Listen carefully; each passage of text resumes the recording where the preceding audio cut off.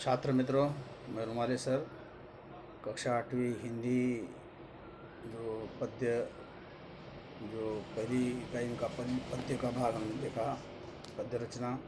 दूसरा जो पाठ है वारिस कौन, इसका भी हमने कल अध्ययन किया, स्पष्टीकरण दिया है और पाठ कल समाप्त हुआ था। और गृह पाठ के बारे में कुछ सूचना दी थी और एक बार मैं उसके बारे में दोहराऊंगा। छात्रों, अपनी हिंदी के लिए अलग सी कापी बनानी है विषय के लिए, और हिंदी व्याकरण के लिए अलग सी कापी बनानी है। ऐसे दो कापियाँ हिंदी विषय के लिए बनानी है, एक व्याकरण के लिए और एक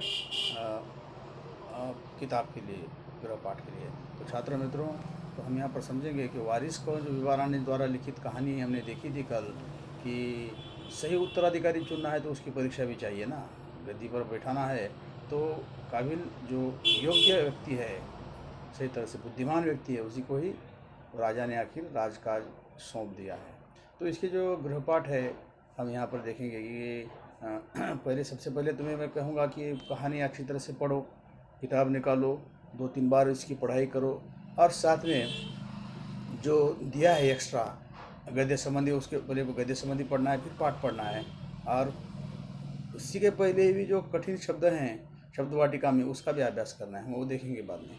तो ठीक है, तो मौलिक सृजन यहाँ पर देखेंगे हम कि किस तरह से कहानी का हम देखेंगे कि गद्य पाठ में शब्द वाटिका दिया है, शब्द वाटिकाओं का अभ्यास करना है।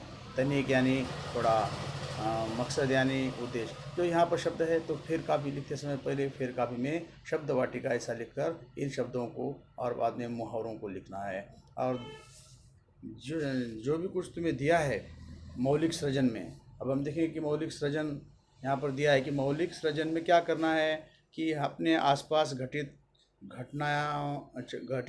चतुराई से संबंधित घटना लिखो। जो भी तुम्हें बुद्धिमानी घटना लगती है अपने आसपास घटित घटना, कि उससे तुम्हें चकित हो जाते हो, ऐसी घटनाओं को तुम्हें लेखन करना है। तो तुम इसकी अपने छात्रों, अपने सहेली या मित्रों की मदद ले सकते हैं या बड़ों की सहायता से इस घटना को तुम लिख सकते हैं। देखिए, तो बहुत अच्छी बात होगी। और दूसरा जो है यहाँ पर देखिए कि संभाषणी है। संभाषणी में क्या कहा गया है कि उत्तर भारत की नदियों में 12 मास पानी रहता है, इसके कारणों की जानकारी प्राप्त करके कक्षा में बताओ। कि 12 मास पानी उत्तरी भाग में जो रहता है उसका कारण क्या है, इसका भी तुम्हें अभ्यास करना है। साथ में श्रवणीय, क्या सुनना है, भाषा की भिन्नता का आदर करते हुए कोई लोकगीत अपने सहपाठियों को सुनाओ। पठनीय में क्या लिखा गया है कि अपने परिवार की शैक्षणिक संस्था की अपने परिसर की किसी शैक्षणिक संस्था की रजत महोत्सव पत्रिका का वाचन करो। रजत महोत्सव यानी कब मनाया जाता है? अक्सर रजत महोत्सव 25 वर्ष 25 वर्ष पूरे होने के बाद रजत महोत्सव मनाया जाता है। तो किसी शैक्षणिक संस्था अपने परिसर में है और उसके 25 साल हो गए हैं, रजत महोत्सव आयोजित किया गया है, उसकी जो कार्यक्रम है तो उसका कोई पत्रिका आई है तो उसका तुम्हें वाचन करना है एक्स्ट्रा नॉलेज के लिए। और लेखनीय में क्या बताया है कि मराठी समाचार पत्र या बाल पत्रिका के किसी परिच्छेद का हिंदी में अनुवाद करो। यहाँ पर लेखनी में अनुवाद करने के लिए कहा गया है। तो मैं उम्मीद करता हूँ छात्रों कि तुम अनुवाद अच्छी तरह से करोगे अपने मित्रों की सहायता लेकर, या फिर मुझे फिर फ़ोन करके बता सकते हैं कि क्या कठिनाइयाँ आ रही है। मराठी समाचार पत्र या बाल पत्रिका के किसी परिच्छेद को हिंदी में अनुवाद करो। ये सब तुम्हें कापी में लिखना है। मराठी पत्रिका हमारे पास बहुत सारी है, समाचार पत्र हैं, जैसे कि वो लोकमत है, पुण्यनगरी है, गोदाती समाचार है, प्रजावाणी है। जो भी पत्र समाचार पत्र तुम्हारे पास आएगा या फिर मिल सकता है आसपास, उसको लेकर उसका एक परिच्छेद तुम्हें अपने हिंदी में अनुवाद करना है, क्योंकि वो मराठी है तो उसका हिंदी में अनुवाद करना है। ये अपने तुम्हारे लिए सबसे महत्वपूर्ण है छात्रों। और साथ में जो यहाँ पर दिया है कि शब्द वाटिका के बाद तुम्हें जो कृतियाँ करने के लिए कहा गया, अभी पहले के वैसा प्रश्नों के उत्तर कंठस्थ करके लिखना नहीं है। सिर्फ पढ़ाई की तरफ ज़्यादा ध्यान दोगे तो तुम्हें सब कुछ आसान होगा, क्योंकि कृतियाँ करना है, जो कहा गया उसको ही करना है। तो इसके लिए पढ़ाई महत्वपूर्ण है। तो छात्रों में और बार दोहराऊंगा तुम्हें कि तुम ज़्यादा से ज़्यादा ही पढ़ाई करो, क्योंकि पढ़े सो आगे बढ़े।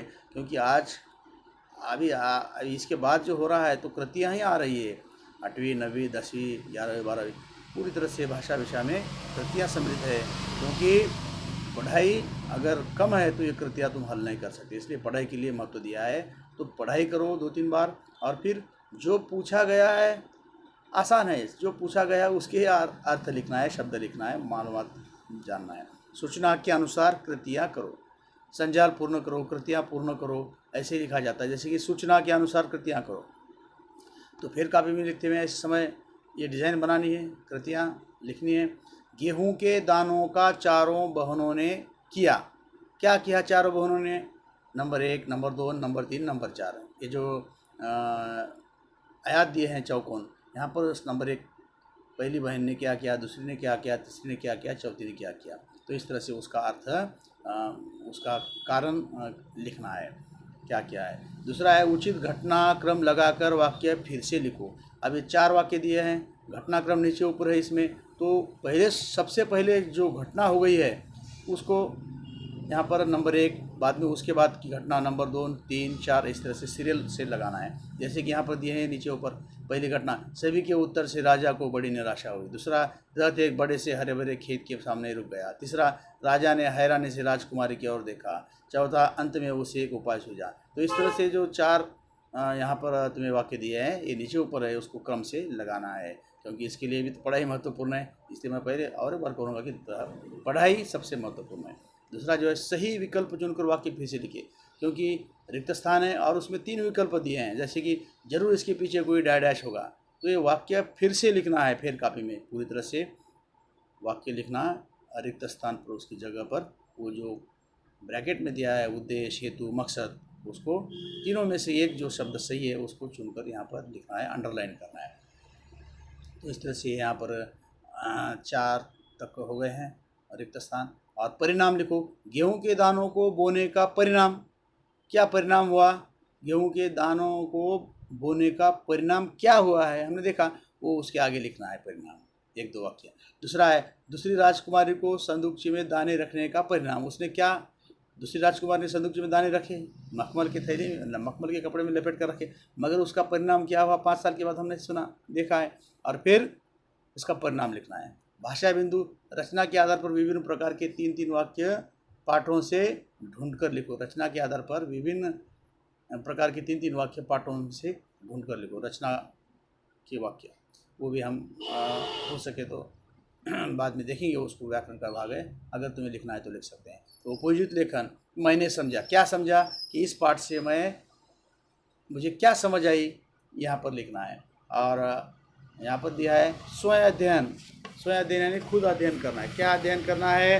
बीरबल की बौद्धिक चतुराई की कहानी के मुद्दों को फोल्डर बनाकर कहानी प्रस्तुत करो। तो इस तरह से यहाँ पर ये जो दिए हैं, लिखनीय, संभाषणीय, श्रवणीय, कृतियाँ पूर्ण करो, परिणाम लिखो, कारण लिखो। तो छात्र मित्रों, हो सके उतना तुम्हें गृहपाठ की कापी में अलग से, हिंदी विषय की अलग कापी में, नई कापी में इन सब को लिखना है, तभी तो हम आगे चलेंगे, आगे का पाठ देखेंगे। तो परीक्षा में ये सब पूछा जाएगा, तो तुम्हें परीक्षा में ये लिखना आसान होगा। और मैं उम्मीद करता हूँ कि ये 2 जो हो गए हमारी, एक पहली पद्य रचना और दूसरा जो पाठ, इसका तुम गृहपाठ में अच्छी तरह से लिखोगे, उसका अभ्यास भी करोगे। और आने वाला जो तीसरा पाठ है, हम उसका कल के पीरियड में अभ्यास करेंगे। तो ठीक है छात्रों, तो यहाँ पर हम रुकते हैं।